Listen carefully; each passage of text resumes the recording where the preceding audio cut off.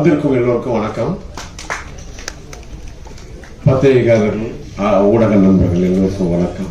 மேடையிலே வீட்டிற்கும் மரியாதைக்குரிய டாக்டர் திருமாவளவன் அவர்களுக்கும், நம்ம ஹீரோவுடைய அப்பா தம்பி லியோனி அவர்களுக்கும், மற்றும் எல்லா டெக்னீஷியனுக்கும், நடிச்ச எல்லாருக்கும் என்னுடைய வணக்கம். இந்த ப்ரோக்ராம் ஆடியோ லான்ச் ஓப்பனிங்கே களை கட்டிடுச்சு. அதாவது ஆதி கலை குஞ்ஞம் யாருக்கு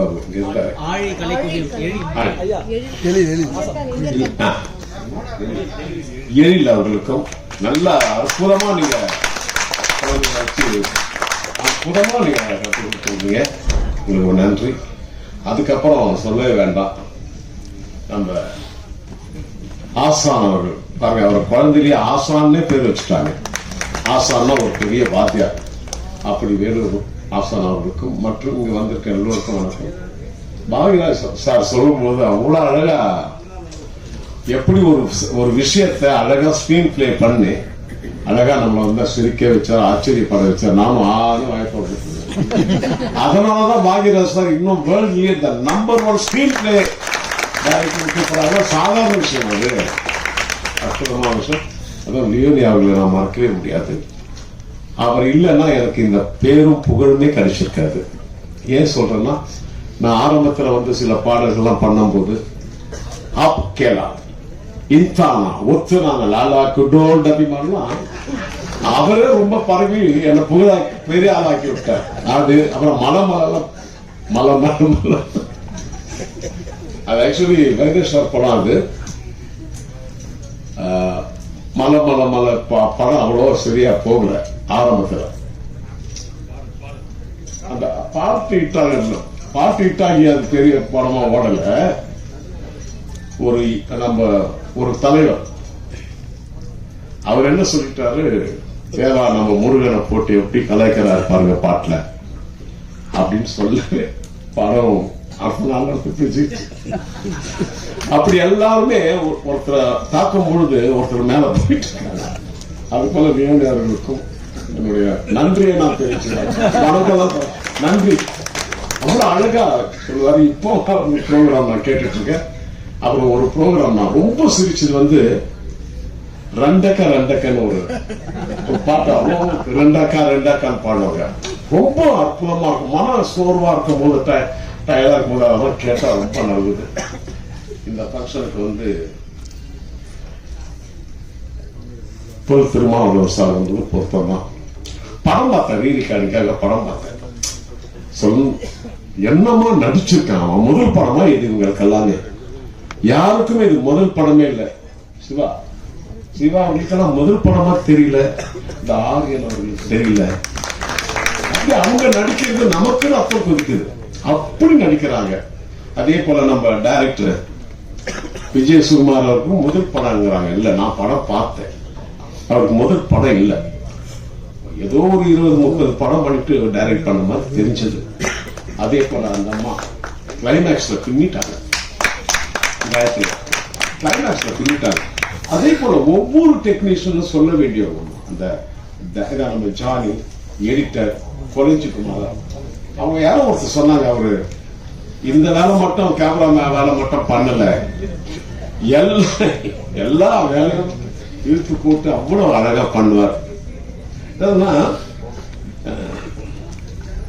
நம்ம முரளி அவர் ப்ரொடியூசர், இணை ப்ரொடியூசர் முரளி தான் உங்க பேரு.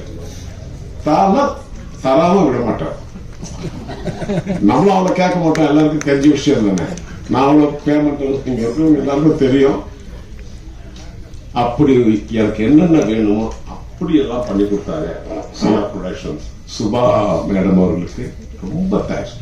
அழகா ஏதோ உள்ள பிரான்ஸ்ல ஒரு படம் பண்ணியிருக்காங்க. பறையை பத்தி மாண்புமிகு பறை சுரேஷ் ராம் அவர்களுக்கும் இணை தயாரிப்பாளர் நக்கீரன் கவிதா அவர்களுக்கும் ஒன்னே பாராட்டணும். லியோ நம்ம தம்பி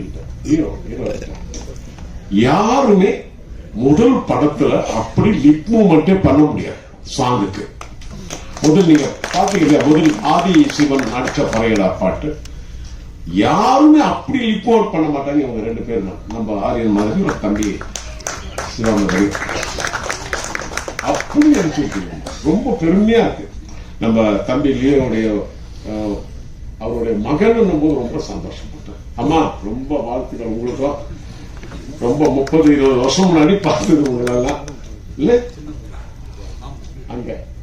அது போல ரொம்ப நல்ல படம். முரளி அவர்களுக்கு சொல்லிட்டேன். இந்த படத்தை பத்தி ஒரு முக்கியமான விஷயம் பண்ணணும். இப்போ ஒரு 2 மாசம் முன்னாடி நினைக்கிறேன், எனக்கு ஆஸ்திரேலியா பார்லிமெண்ட்ல சபாநாயகர் போஸ்ட்ல என்னை உட்கார வச்சு என்னை நல்லா கௌரவப்படுத்தி அனுப்பிச்சாங்க. அது எதுக்குன்னா 10 வருஷத்துக்கு முன்னாடி நான் ஒரு 25 பேர் இங்க இருந்து நம்ம கிராமிய இசை கலைஞர்கள் எல்லாம் அழைச்சிட்டு போயிட்டு ஆஸ்திரேலியாவில்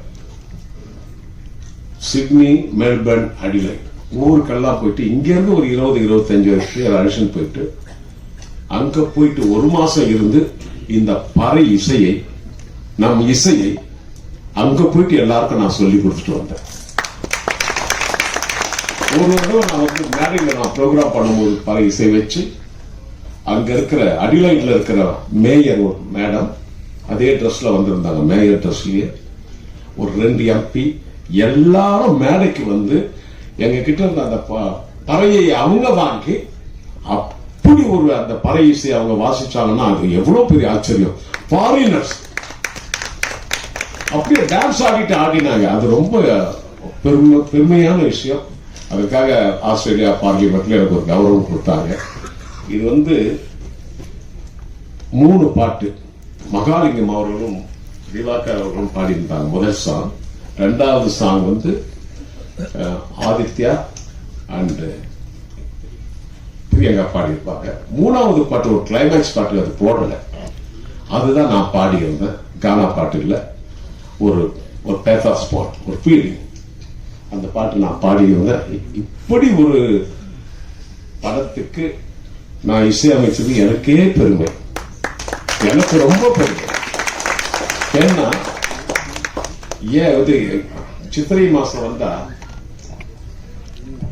மதுரையில கள்ளழகர் ஆத்துல இறங்குவார்.